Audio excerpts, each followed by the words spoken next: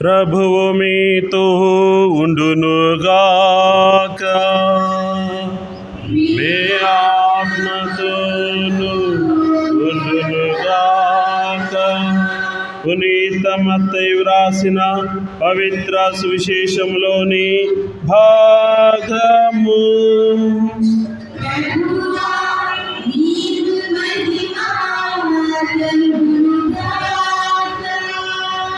మత్తయి శుభవార్త 28వ అధ్యాయము 16వ వచనము నుండి 20వ వచనం వరకు.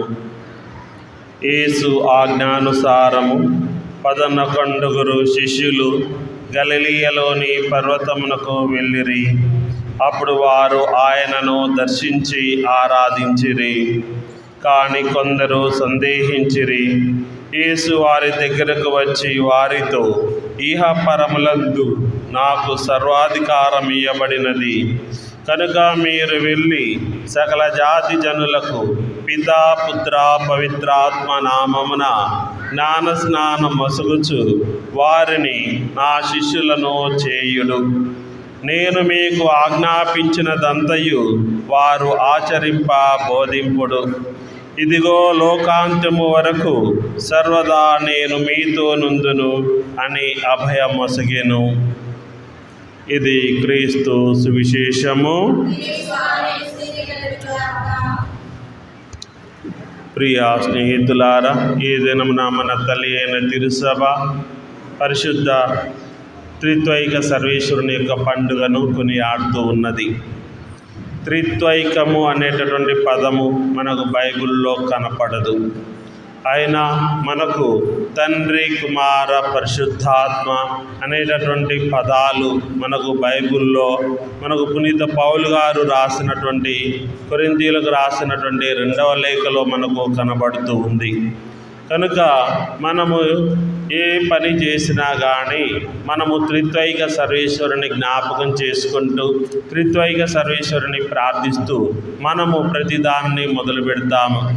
దివ్య పూజ కూడా స్లీవ గుర్తు ద్వారా పితా పుత్ర పవిత్రాత్మ నామమున అని మనము త్రిత్వైక సర్వేశ్వరుని స్మరించుకుంటూ త్రిత్వైక సర్వేశ్వరుని వేడుకుంటూ మనము దివ్య పూజను ప్రారంభిస్తాము.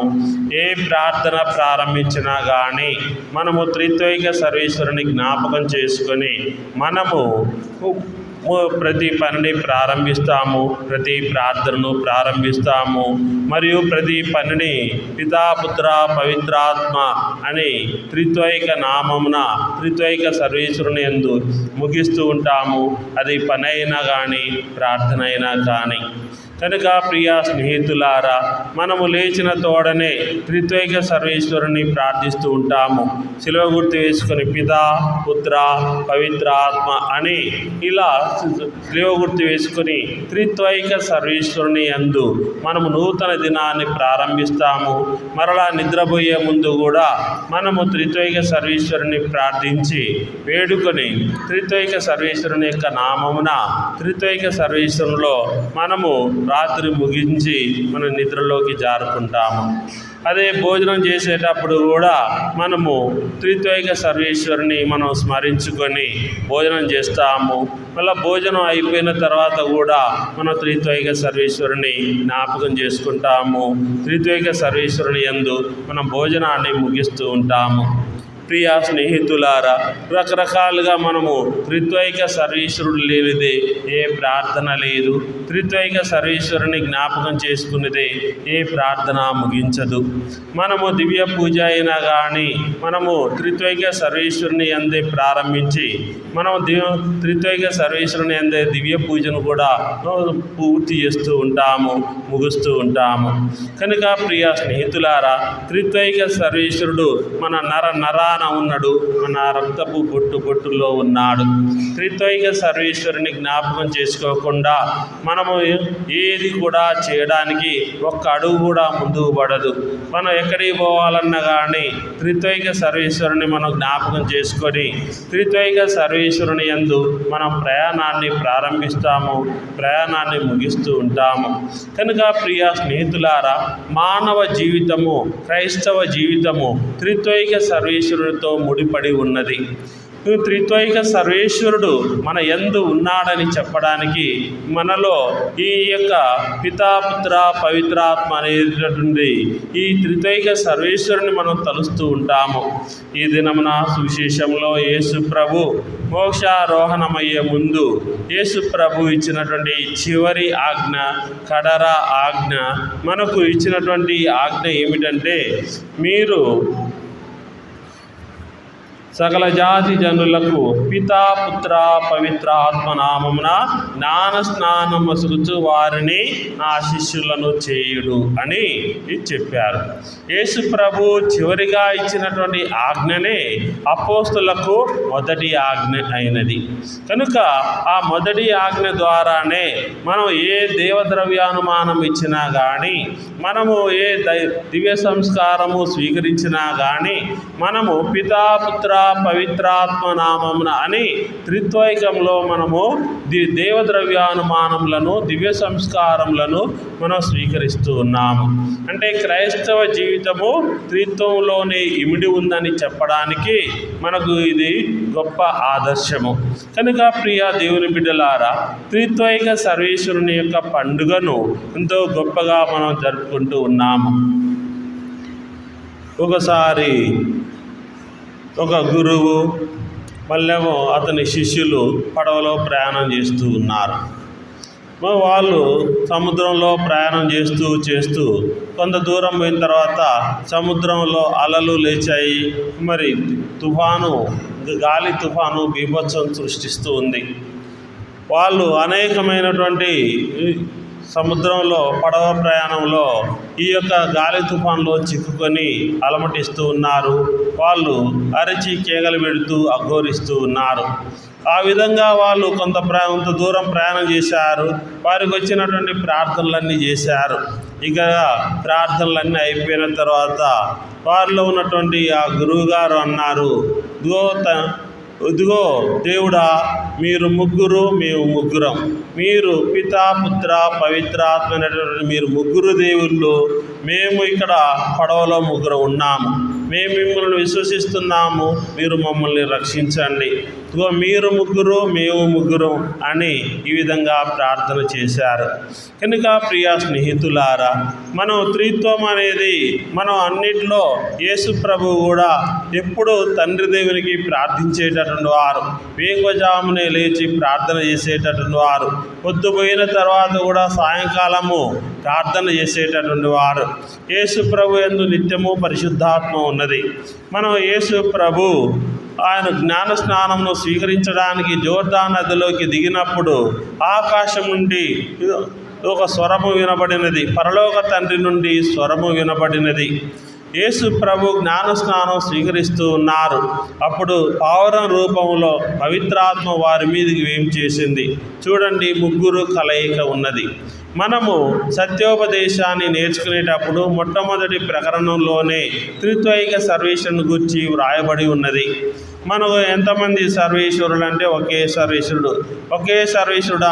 ఒకే సర్వేశ్వరుడు కాదు, ఒకే సర్వేశ్వరులో ముగ్గురు ఉన్నారు. మరి ఎవరు వారంటే పితా పుత్ర పవిత్రాత్మ నామ్ అని ముగ్గురు సర్వేశ్వరులు అంటాం. మరి ముగ్గురు వేరువేరు సర్వేశ్వరులు అంటే కాదు, ముగ్గురు ఒకే సర్వేశ్వరుడు అని చెప్పారు. ఇది మనం త్రిత్వం గురించి పెద్ద పెద్ద క్రైస్తవ పండితులు, క్రైస్తవ వేదాంత పండితులు, బైబిల్ పండితులు ఎందరో త్రిత్వం గురించి తెలుసుకోవాలని, తీర్చి పారేయాలని ఎన్నో ఆలోచనలు చేసినారు, ఎన్నో సమాలోచనలు చేసినారు, ఎన్నో చర్చలు జరిపినారు. కానీ అందరూ తెలుసుకోలేకపోయినారు. ప్రియ స్నేహితులారా, ఒకసారి మనకు పునీత అగస్టిన్ గారు సముద్రపు ఒడ్డున నడుస్తూ ఉన్నారు. త్రిత్వైక సర్వేశ్వరుని గురించి పూర్తిగా తెలుసుకోవాలి, వారి మీద ఒక గ్రంథమే రాయాలి, పూర్తిగా వారి గురించి అవగాహన రావాలి, త్రిత్వైక సర్వేశ్వరుని గురించి గొప్పగా చెప్పాలని ఒక రోజున ధ్యానిస్తూ సముద్రపు ఒడ్డున నడుస్తూ ఉన్నారు. అయితే ఒక చిన్న పిల్లవాడు ఆడుకుంటూ ఒక చిన్న చలమ తీసి, ఒక చిన్న గోతిని తీసి సముద్రంలో నీరు తెచ్చి ఆ గోతిలో పోస్తూ ఉన్నాడు. ఇది విచిత్రంగా చూసి పునీత అగస్టిన్ గారు అడిగినారు, ఏది బాబు ఏం చేస్తున్నామంటే, ఇదిగో ఈ సముద్రంలో నీళ్ళన్నీ తెచ్చి ఈ చిన్న గుంతలో పోస్తున్నాను అని అన్నాడు. అంటే మరి ఎప్పటికి నిండుతుంది అంటే, సముద్రంలో నీళ్ళన్నీ తెచ్చి ఈ గుంతలో పోస్తాను అన్నప్పుడు పునీత అగస్టిన్ గారికి నవ్వు వచ్చింది. ఏంటిది, ఈ సముద్రంలో ఉన్న నీళ్ళన్నీ తెచ్చి ఈ గుంతలో పోస్తావా అని అన్నాడు. అలా అనుకుంటూ ఉండగానే తనకి అప్పుడు జ్ఞానోదయమైంది. ఏంటి మరి ఇంత సృష్టి అంతటా ఆవరించి ఉన్నటువంటి త్రిత్వైక సర్వేశ్వరుని నా చిన్న మెదడులో ఎలా ఇమర్చగలను నేను అని అనుకున్నాడు. చిన్న పిల్లవాడికి నాకు పెద్ద తేడా లేకపోయింది. చిన్న పిల్లవాడు ఆడుకుంటూ తెలియక అతను చేస్తూ ఉన్నాడు. మరి ఇంత సృష్టి గురించి ఇంత సృష్టిని కలిగినటువంటి త్రిత్వైక సర్వేశ్వరుని నేను ఎలా నా చిన్న మెదడులో మరి కుదించగలను అని అనుకుంటూ అతను నవ్వుకుంటూ పోయారు.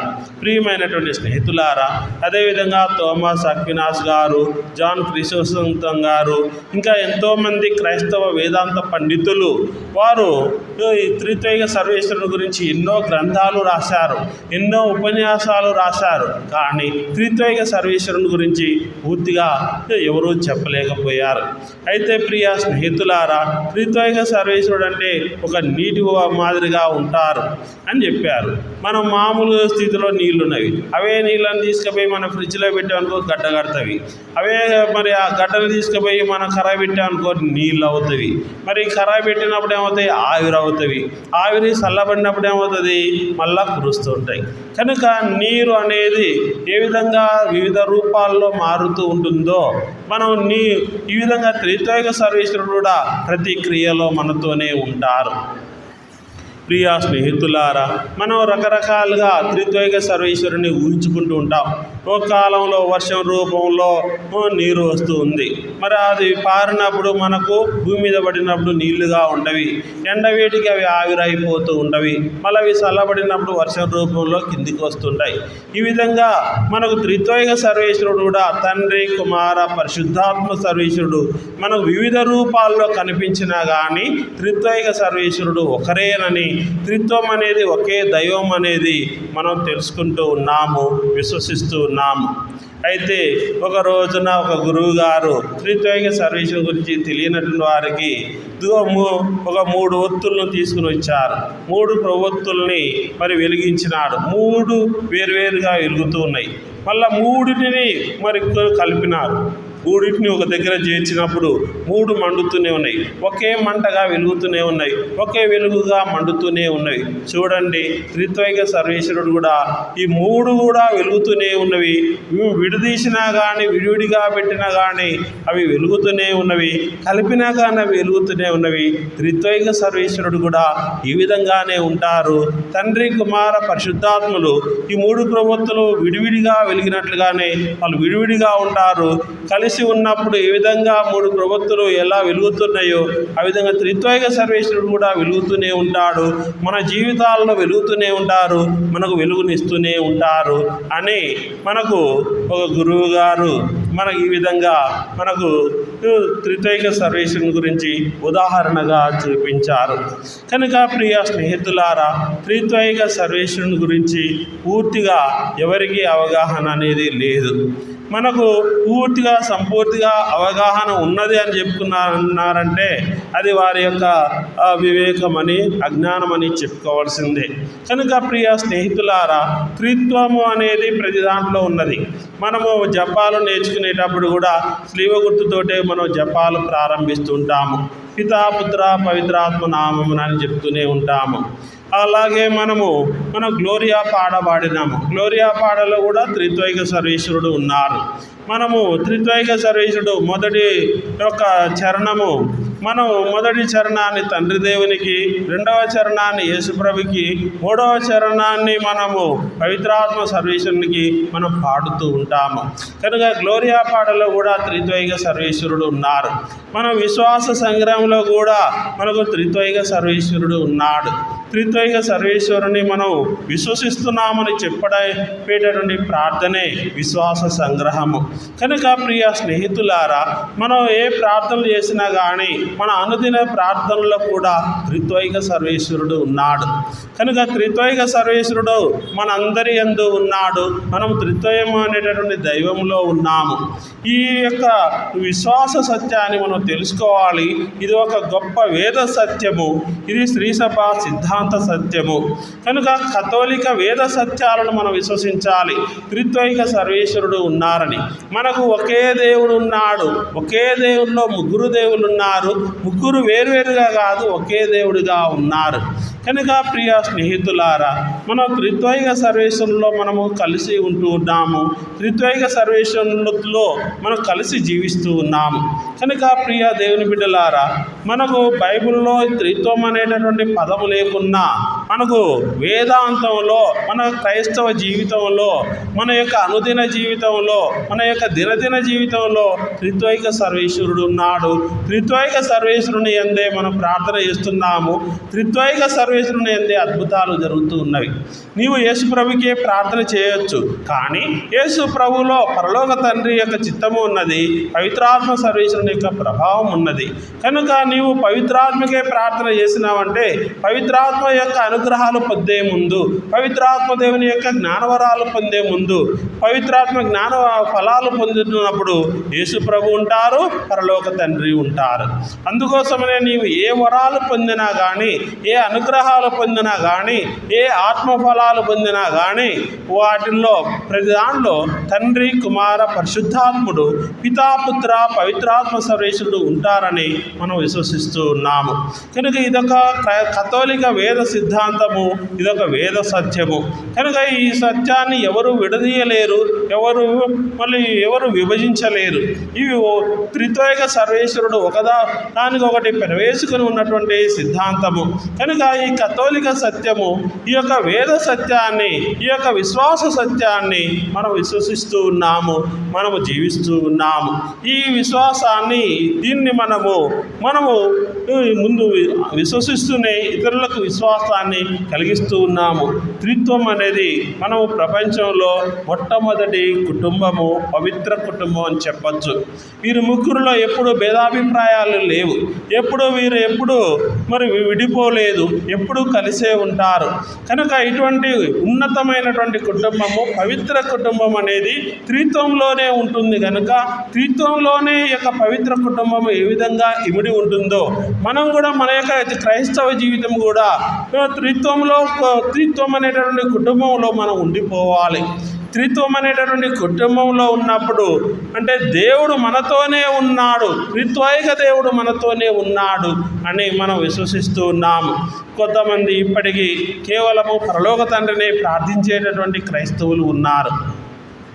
పరలోక తండ్రే మాకు కావాలి, మాకు యేసు ప్రభుతో సంబంధం లేదు, మాకు పవిత్రాత్మతో సంబంధం లేదు అని ప్రార్థించే వాళ్ళు కొందరు ఉన్నారు. కొంతమంది మాకు యేసు ప్రభువే కావాలి, మాకు పరలోక తండ్రితో సంబంధం లేదు, పవిత్రాత్మతో సంబంధం లేదు అంటారు. ఇంకా కొంతమంది పవిత్రాత్మ దేవుని యొక్క వరాలు కోరుకుంటూ ఉంటారు, కేవలం పవిత్రాత్మనే వేడుకుంటూ ఉంటారు. నీవు విడివిడిగా ఒక్కొక్కరినే ప్రార్థించినా కానీ వాళ్ళు ముగ్గురు ఎల్లప్పుడూ కలిసి ఉంటారు. నీవు విశ్వసించకున్నా కానీ, నీవు నమ్మినా నమ్మకున్నా కానీ ఆ త్రిత్వంలో ముగ్గురు ఉంటారు. కనుక తండ్రి దేవుడు ఉంటారు, పుత్ర దేవుడు ఉంటారు, పవిత్రాత్మ దేవుడు ఉంటారు. ఈ ముగ్గురు ఖచ్చితంగా త్రిత్వంలో ఉంటారు. కనుక త్రిత్వం ద్వారానే మనకు ఎన్నో మేలులు జరుగుతాయి, ఎన్నో అద్భుతాలు జరుగుతూ ఉంటాయి, ఎన్నో గొప్ప మంచి సంఘటనలు మన జీవితంలో చోటు చేసుకుంటూ ఉంటాయి. కనుక మనం ప్రార్థన చేస్తూ ఉంటాం, ఈ త్రిత్వైక సర్వేశ్వరుడు మన యందు ఉంటారు. కనుక మనందరం విశ్వసించాల్సినటువంటి గొప్ప వేదాంత సత్యము అది త్రిత్వము. కనుక మనం విశ్వసించకున్నా కానీ త్రిత్వైక సర్వేశ్వరుడు మన యొక్క జీవితంలో ప్రవేశికుని ఉన్నారు. మనం త్రిత్వంలో ఇమిడి ఉన్నాము. త్రిత్వైక సర్వేశ్వరుడు మనందరి జీవితాల్లో వాళ్ళు చోటును సంపాదించుకుని ఉన్నారు, మనలో ఉన్నారు.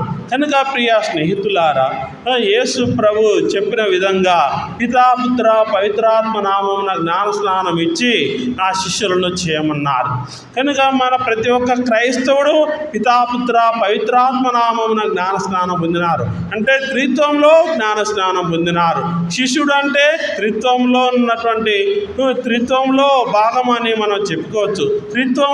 త్రిత్వానికి చెందిన వారని మనం చెప్పవచ్చు. త్రిత్వైక సర్వేశ్వరునికి చెందినటువంటి వారని మనం చెప్పవచ్చు. కనుక మనం ఏ దేవద్రవ్యాన్ని మనం స్వీకరించినా కానీ, ఏ దివ్య సంస్కారాన్ని స్వీకరించినా కానీ, మనం ఇంకా ఏ ఆత్మకార్యాలను మనం స్వీకరించినా కానీ, ఆత్మ ఫలాలు పొందినా కానీ, పరిపూర్ణ ఫలాలు పొందినా కానీ మనము త్రిత్వైక సర్వేశ్వరుని నుండే మనం పొందుతూ ఉంటాము. కనుక మనమందరము ఈ త్రిత్వైక సర్వేశ్వరుని పండుగలో మనం త్రిత్వైక సర్వేశ్వరుని ఎల్లప్పుడూ మన యందు ఉండాలని, మన త్రిత్వంలో ఎల్లప్పుడూ ఉండాలని ప్రార్థించుకుందాం. ఆమేన్.